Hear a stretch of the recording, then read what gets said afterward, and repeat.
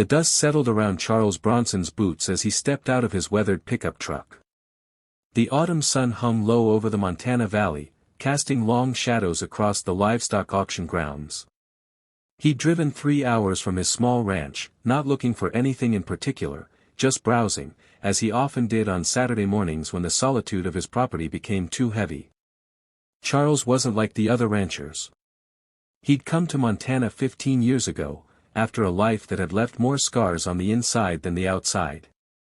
He was a man of few words, with eyes that seemed to carry the weight of 1,000 unspoken stories. The locals respected him but kept their distance. He preferred it that way. The auction was in full swing when he arrived.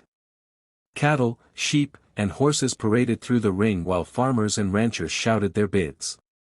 Charles leaned against the fence, his calloused hands resting on the weathered wood, watching with the quiet intensity that defined him. That's when he saw her. In the back corner of the holding pens, separated from the other horses, stood a mare that looked like she'd already given up on life. Her ribs showed through her dull coat, her head hung low, and one of her rear legs seemed to barely support her weight. She was a sorrel with a white blaze down her face, or at least, she would have been sorrel if you could see past the dirt and neglect. "Don't even look at that one, friend," came a voice beside him. Charles turned to see Bill Henderson, a loud-mouthed rancher who owned half the county.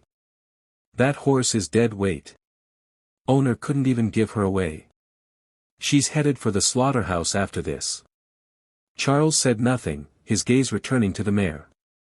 Something in her eyes caught him, a flicker of spirit that hadn't quite died, buried beneath layers of suffering and neglect. "I'm serious, Bronson," Bill continued, emboldened by his own voice. "You might be some tough guy from the city or wherever you came from, but out here, we know horses. That animal's worthless. Probably got some disease. Best thing for her is the glue factory." A small crowd of farmers had gathered now, sensing entertainment. They knew Charles rarely spoke, rarely engaged, and seeing Bill Henderson poke at him was too good to pass up. "What do you think, boys?" Bill called to his friends.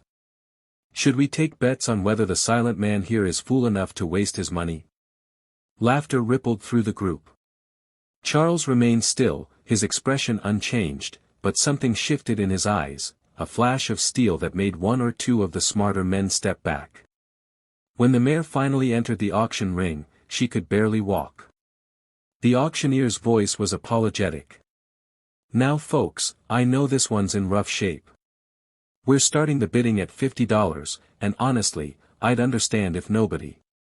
200, Charles's voice cut through the air like a blade. The entire auction yard went silent. Even the auctioneer looked stunned. "I'm sorry, did you say?" $200, Charles repeated, his tone flat and final. Bill Henderson burst out laughing. 200. For that bag of bones? Bronson, you've finally lost your mind." The crowd joined in, their laughter echoing across the yard. "Going once, going twice, sold to the gentleman in the back." The auctioneer seemed eager to move on before the buyer changed his mind. As Charles filled out the paperwork, he could hear the whispers and chuckles around him. "City folk," someone muttered. "No sense at all," said another. Bill Henderson made sure to walk past him, shaking his head dramatically. "Hope you got a big hole on your property, Bronson. You're gonna need it to bury that mistake." Charles said nothing. He simply loaded the trembling mare into his trailer as gently as possible and drove home. The first 3 days were the hardest. The mare, whom Charles had named Ember for the spark he'd seen in her eyes, wouldn't eat. She stood in the corner of the barn, shaking, flinching at every movement. Charles knew that look, he'd seen it in the mirror often enough after he first came to Montana. The look of someone who'd forgotten how to trust, how to hope. He didn't push her. Every morning before dawn, he'd enter the barn slowly, announcing his presence with a soft whistle. He'd set down fresh hay and water, then sit on a bale in the corner, not looking at her directly, just being present. Sometimes he'd talk, his gravelly voice low and steady, telling her about the weather, about the other horses in the pasture, about nothing and everything. On the fourth day, she ate. It was just a few bites, but Charles noticed. He didn't smile, he rarely did, but something in his chest loosened slightly. Weeks passed. Charles worked with Ember every day, patient and methodical. He cleaned her wounds, treated her infections, brushed her coat with gentle strokes. He learned she'd been a ranch horse once, worked until she was injured, then abandoned when she was no longer useful. The veterinarian who examined her shook his head. Severe malnutrition, untreated leg injury, possible nerve damage. Mr. Bronson, I admire what you're trying to do, but this horse will never work again. She might walk, maybe trot on good days, but that's it. That's enough, Charles replied. The vet left shaking his head, another person convinced Charles Bronson was wasting his time and money. But Charles had learned something in his former life, something that had saved him when he'd been broken and ready to give up. Patience and purpose could heal almost anything. He worked with Ember differently than most trainers would. He didn't see her as a project to fix, but as a fellow survivor who needed time and space to remember who she was. He led her on slow walks around the property, letting her take the lead when her leg hurt. He stood with her in the pasture on sunny days, both of them quiet, both of them healing. 3 months after the auction, Ember was unrecognizable.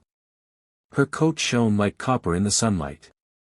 She'd gained weight, and though she still limped slightly, she moved with growing confidence. More importantly, that spark in her eyes had become a flame. She nickered when Charles approached and followed him around the ranch like a devoted companion. Spring arrived, and with it came the annual county horse show, a tradition where ranchers showed off their finest animals. Charles had never attended, but this year, something compelled him to enter. The morning of the show, he loaded Ember into the trailer. She loaded without hesitation now, trusting him completely. When Charles Bronson drove into the showgrounds with Ember, the whispers started immediately. Bill Henderson was there with his prize stallion, a magnificent black beast that had cost him $20,000. He spotted Charles and couldn't resist. Well,